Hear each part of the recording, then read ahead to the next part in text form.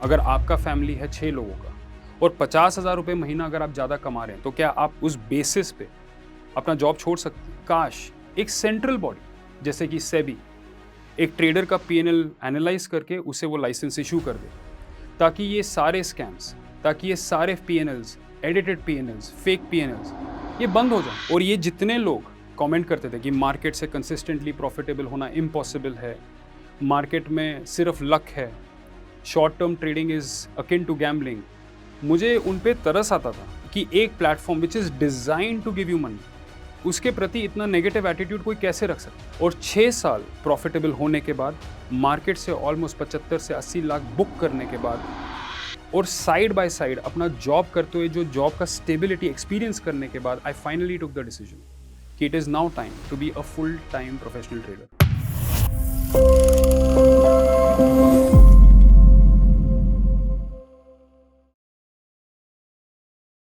नमस्कार दोस्तों, मैं हूं साहिल रुमित्रा, एक सेबी रजिस्टर्ड रिसर्च एनालिस्ट और एक प्रोफेशनल ट्रेडर। दोस्तों, आज से 1.5 साल पहले जब मैं जो स्टॉक्स में आया था, उसके बाद से लेकर अब तक मुझे आप में से कई लोगों ने यह सवाल पूछा है कि क्या मुझे नौकरी छोड़ के ट्रेडिंग फुल टाइम करना चाहिए? क्या नौकरी छोड़ने के बाद समहाउ मेरा ट्रेडिंग बेटर हो जाएगा? एक ट्रेडर एक्चुअली कमाता कितना है और कितना अमाउंट कमाने पर वो ये डिसाइड करता है कि now it is time for me to quit employment and start trading full time, और जैसा कि लोग मार्केट करते हैं, live the life of my dreams. तो दोस्तों, आज इन्हीं सवालों का जवाब मैं अपने जर्नी के थ्रू आंसर करने आया हूँ, with a hope that this will be an inspiration and at the same time a guideline कि आप अपना ट्रेडिंग करियर को आगे कैसे प्लान कर सकते हैं। तो चलिए दोस्तों, सीधा स्टार्ट करते हैं 2015 से। 2015 में मेरा ट्रेडिंग कैपिटल था 1 लाख रुपए, बट अनफॉर्चुनेटली मेरे पास उसके ट्रेडिंग रिकॉर्ड्स नहीं है। फिर आए 2016 में। 2016 तक भी मेरा ट्रेडिंग कैपिटल 1-1.5 लाख के करीब ही था, बट उसके भी ट्रेडिंग रिकॉर्ड्स मेरे पास नहीं है। 2016 में प्रॉफिट करने के बाद 2017 में मैं almost 3 lakh rupees trading capital लेके मार्केट में आया था, और उस साल का अर्निंग आपको स्क्रीन में अब दिख रहा है। 3 लाख के कैपिटल के साथ इक्विटीज में मेरा अर्निंग था 1,34,000 रुपए, एफएनओ में मेरा अर्निंग था 3,86,000 रुपए, करेंसी सेगमेंट में 13,370 रुपए, और कमोडिटीज में 72,500 के करीब, और total earnings for the year were rupees 6 lakhs. On paper 3 lakh रुपए पे 6 लाख रुपए एक साल पे कमाना is 200% rate of change. But जैसा कि मैंने कई बार ये कहा है कि percentage changes are the matrix of the ignorant. एक ट्रेडर को उसके परसेंटेज रिटर्न से और उसके इनकम से आंकना इज एन इंडिकेटिव कि आप ट्रेडिंग एज अ बिजनेस को अभी तक समझ ही नहीं पाए। दोस्तों, 200% इंक्रीज के बाद भी, साल का 6 लाख रुपए कमाने के बाद भी, the only income was 50,000 rupees per month. और आप मुझे बताइए, अगर आपका फैमिली है 6 लोगों का और 50,000 रुपए महीना अगर आप ज़्यादा कमा रहे हैं, तो क्या आप उस बेसिस पे अपना जॉब छोड़ सकते हैं? दोस्तों, इस जर्नी में हालांकि मेरा कैपिटल 3 लाख से 10 लाख के करीब हो चुका था, बट मेरा कॉन्फिडेंस लाखों की जगह अब करोड़ों पे था। I was excited about the year ahead. मुझे एक world full of abundance and possibilities दिख रहा था, which is what made me hungry to trade even more. I worked even harder, I planned even deeper. अपने trades को deeply analyse करके मैंने बहुत सारी गलतियां आइडेंटिफाई की और बहुत सारे पैरामीटर्स आइडेंटिफाई किए, which I knew I need to streamline in order to take my trading game to the next level. और इन सब एफर्ट्स का हमें रिजल्ट 2018 में कुछ हद तक दिखना स्टार्ट हुआ। उधर हम देखते हैं कि मेरे कमोडिटीज में मुझे 12,75,000 का इनकम आया, करेंसी में 1 लाख के ऊपर का इनकम, निफ्टी एफएनओ में 75,000 का, वेर एज इक्विटीज में 15,000 का loss, netting a realised earning of 14.5 lakh rupees for that particular year. वो 9-10 लाख का अकाउंट अब 25 लाख का हो चुका था। 50,000 रुपए महीने के एवरेज से अब मैं ऑलमोस्ट 1.5 लाख रुपए महीने का एवरेज अर्न करने लगा था। मेरा कॉन्फिडेंस बहुत आया था। और ये जितने लोग कमेंट करते थे कि मार्केट से कंसिस्टेंटली प्रॉफिटेबल होना इम्पॉसिबल है, मार्केट में सिर्फ लक है, short term trading is akin to gambling, मुझे उन पे तरस आता था कि एक platform which is design to give you money, उसके प्रति इतना नेगेटिव एटीट्यूड कोई कैसे रख सकता है? दोस्तों, it is not about 1 lakh rupee of earning per month, the question is how much was I learning.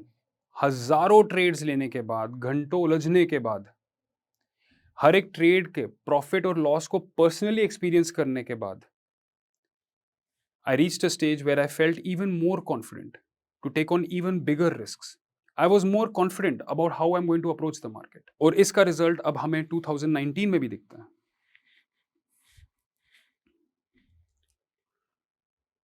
2019 में हम देखते हैं एक equitable distribution of profits. FnO segment से ऑलमोस्ट 9.5 लाख का, कमोडिटी सेगमेंट से ऑलमोस्ट 5.5 लाख का, और करेंसी सेगमेंट से ऑलमोस्ट 1 लाख का, netting realised earning of almost 15 lakh rupees for the year. अब ये दूसरा साल हो गया था जब मैंने वापस 15 लाख रुपए या महीने के लाख सवा लाख रुपए कमाए। I was itching to take on more risk, but I have to admit I was also nervous. हर टाइम कैपिटल दुगना तिगना जब होता था तो पोजीशन साइजिंग पे ह्यूज इम्पैक्ट था। पहले मैं सिर्फ Nifty, crude oil, USD, INR और गोल्ड करता था, बट आज मैं ऑलमोस्ट 50 स्टॉक फ्यूचर्स के करीब में पोजीशन उठा रहा हूँ। Anything could go wrong, but फिर भी एक एलिमेंट ऑफ कॉन्फिडेंस था कि मैंने यूनिट ट्रेड पे रिस्क को ऐसे प्लान कर रखा है कि रॉन्ग होते होते भी कितना हो जाएगा, and that there is a possibility that I might actually earn a lot.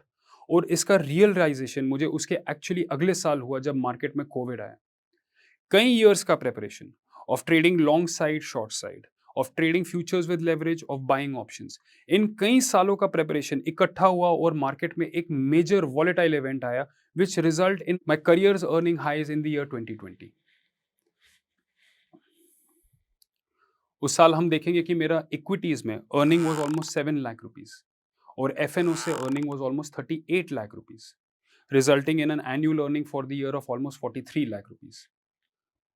50,000 रुपए महीने से स्टार्ट हुआ था 2017 में, अब ऑलमोस्ट 3.5 लाख रुपए महीना था वो 2020 में। But more than the amount it is the duration. लगातार 4 साल, लगातार 4 साल डॉक्यूमेंटेशन पे। But I can assure you कि ये लगातार 6 साल थे 2015 से कि जहां पे मैं प्रॉफिट्स कमा रहा था, और 6 साल प्रॉफिटेबल होने के बाद, मार्केट से ऑलमोस्ट 75 से 80 लाख बुक करने के बाद, और साइड बाय साइड अपना जॉब करते हुए जो जॉब का स्टेबिलिटी एक्सपीरियंस करने के बाद, I finally took the decision कि it is now time to be a full time professional trader. और एक फुल टाइम प्रोफेशनल ट्रेडर का मतलब क्या है? एक इंडिविजुअल कैसा पैसे कमाता है उसी से उसका आइडेंटिटी गवर्न होता है। अगर कोई क्रिकेट खेल के पैसा कमाता है तो वो क्रिकेटर है, अगर वो गाना गा के पैसा कमाता है तो वो सिंगर है। तो सिमिलरली अगर आप ट्रेडिंग करके के पैसा कमाएंगे तो आप ट्रेडर हैं। मेरा ऐसा मानना है कि an individual who has a clear track record of earning through the markets for a period of at least 1000 days qualifies to be a professional trader. और ये इंडिविजुअल पीएनएल स्टेटमेंट्स दिखाने की जगह मेरा ये भी मानना है कि काश एक सेंट्रल बॉडी जैसे कि सेबी एक ट्रेडर का पीएनएल एनालाइज करके उसे वो लाइसेंस इशू कर दे, ताकि ये सारे स्कैम्स, ताकि ये सारे पीएनएल्स, एडिटेड पीएनएल्स, फेक पीएनएल्स, ये बंद हो जाएं। You simply need a document from SEBI which confirms a profitability over a period of 1000 days. ये मिलने पर आपको ऑटोमेटिकली पता लग जाएगा कि you are dealing with the top 1% of an industry जहां पे करोड़ों लोग आज पार्टिसिपेट कर रहे हैं। But unfortunately the only way for us to express और communicate what we feel through the journey is via our own PNL. आप कहीं पे भी कुछ भी बोलें तो लोग बोलेंगे पहले अपना पीएनएल दिखाओ। अगर आप अपना पीएनएल दिखाते तो आपके पास तो अभी करोड़ों है, आपको क्या मसला है? बट उसका बेस कहां से स्टार्ट हुआ था? क्या बेस उसका 10 करोड़ से स्टार्ट हुआ था? उसका बेस वही 1 लाख रुपए से, कुछ महीनों के सैलरी से, कई घंटों के प्लानिंग से, और बहुत सारे रिस्क्स और फैमिली सपोर्ट एंड डिस्कशंस के बाद ये जर्नी एक्चुअली पॉसिबल हुआ है।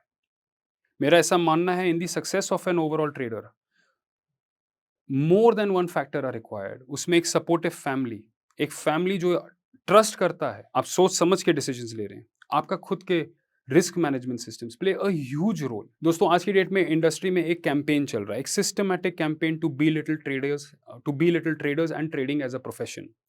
ट्रेडर्स को गैम्बलर्स बुला के और ट्रेडिंग को गैम्बलिंग के साथ जोड़ के we are doing a great disservice to humanity. It is my belief, and that was the intention of showing a PNL of the phase when I was actually employed. It is my belief that you can remain employed and still earn a lot of money from the market and consistently. पर आपको बहुत मेहनत करना पड़ेगा, आपको एक uncertainty में comfortable रहना सीखना पड़ेगा, आपको अपना बिहेवियर ऑप्टिमाइज करना पड़ेगा। अनफॉर्चुनेटली आज की डेट में जो भी ये मैसेज देता है उसे बेसिकली लोग बोलते हैं कि तुम्हारा कोई ना कोई वेस्टेड इंटरेस्ट है। मेरा सिर्फ एक ही वेस्टेड इंटरेस्ट है, that is to prove that traders are phenomenal risk managers, that traders are actually artists and they are not the scammers that other media wants you to believe. Traders में भी एक human element है, traders भी loss से डरते हैं, traders भी जब एक decision लेना है कि अपना job छोड़ के ये इसे pursue करें, they are going through the wishes and desires of hundreds of people in their family. It is not an easy decision to make, and it is not made easier by the negative sentiment associated with trading. I firmly believe that the only way to accomplish financial freedom is to develop skills and skills related to managing risk. और market से better कोई platform ही नहीं है. मेरा ऐसा मानना है कि the market is the safest place for you to take risk. The only reason why I trade is because the market is the only place जहां पे मेरा पैसा चोरी नहीं होगा, जहां पे मुझे इन्वेंट्री का ध्यान नहीं रखना है, जहां पे मुझे हजारों एम्प्लॉयज नहीं रखने, मुझे उनके पीएफ से लेके अलग किस्म के कंप्लायंसेस मेंटेन नहीं करें. बस थोड़ा सा पैसा, एक डीमैट, एक फंक्शनिंग अकाउंट और मेरा जजमेंट. एक फुल टाइम जॉब के साथ और बंदा कर भी क्या सकता है. एंड आई फील ट्रेडर्स और ट्रेडिंग एज अ कम्युनिटी को बी लिटल करके हम लोग ह्यूमैनिटी के अगेंस्ट एक बहुत ही बड़ा डिससर्विस कर रहे हैं. We must respect this profession. This profession has the ability to set you free financially. और फाइनेंशियल फ्रीडम का मतलब ये नहीं कि आप काम करना बंद कर देते हैं. फाइनेंशियल फ्रीडम का मतलब ये है कि आप इनकम के लिए काम करना बंद कर देते हैं और आप एसेट क्रिएशन पे फोकस करना स्टार्ट कर देते हैं. 1 लाख रुपए के ट्रेडिंग कैपिटल से मैं डेफिनेटली खेती नहीं कर सकता था. 1 लाख रुपए ट्रेडिंग कैपिटल से मैं कोई और बिजनेस सिवाय ट्रेडिंग के स्टार्ट नहीं कर सकता था. ट्रेडिंग को सीखने के लिए मैंने मार्केट को अपने घंटों दिए और ये कई सालों तक दिए. मैंने कई किताबें पढ़ी, कई ब्लॉग्स देखे, कई वीडियोस देखे and I enjoyed the process. ये मेरा फर्म बिलीफ है कि ट्रेडिंग एज अ प्रोसेस को सीखने और समझने में आप एज एन इंडिविजुअल बहुत ज़्यादा बेनिफिट करते हैं regardless of your P&L statement. यानी कि the process of becoming a better trader is no different from the process of becoming a better human. आपको मेहनत करना है, टाइम स्पेंड करना है और इस स्टडी को आर्ट की तरह एक क्राफ्ट्समैन माइंडसेट के साथ. एक क्राफ्ट्समैन माइंडसेट मतलब वो इंडिविजुअल जो कि अपने आउटपुट से सेटिस्फाइड तब तक नहीं है जब तक वो आउटपुट उसके पोटेंशियल के हाइट तक नहीं पहुंचता. वो माइंडसेट्स के साथ आपको मार्केट में आना है. आप नंबर्स, चार्ट्स एंड ग्राफ्स को देख के डर नहीं सकते, उनको आपने एंजॉय करना है. और ओपन पोजीशन, मार्केट के गैप्स, मार्केट के वॉलेटिलिटीज, मेजर न्यूज़, मेजर वॉर्स, इन्होंने आपको एक्साइट करना चाहिए.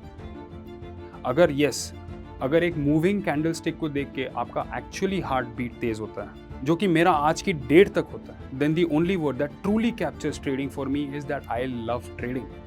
मुझे बहुत ही बुरा लगता है जब इसके बारे में कोई नेगेटिवली बात करता है simply because a wide majority of the audience fails.